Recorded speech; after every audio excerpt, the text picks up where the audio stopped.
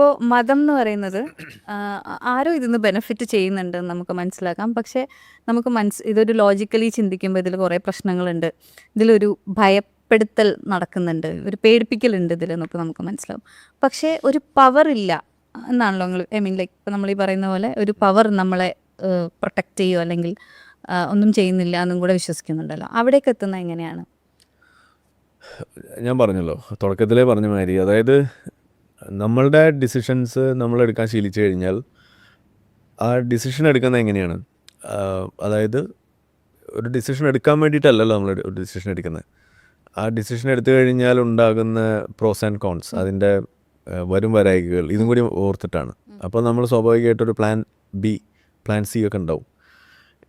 നിങ്ങളൊരു തീരുമാനമായിട്ട് മുന്നോട്ട് പോകുമ്പോൾ നിങ്ങൾക്കൊരു പ്ലാൻ ബി ഉണ്ടാക്കാൻ പറ്റുന്നതോടെ തന്നെ ദൈവം മരിക്കുകയാണ്. അങ്ങനെ ഒരു പവറിന് പിന്നെ പ്രത്യേകിച്ച് റോളൊന്നുമില്ല. കാരണം ഒരു ദൈവവിശ്വാസിയാണെന്നുണ്ടെങ്കിൽ പ്ലാൻ എ മാത്രമേ പാടുള്ളൂ.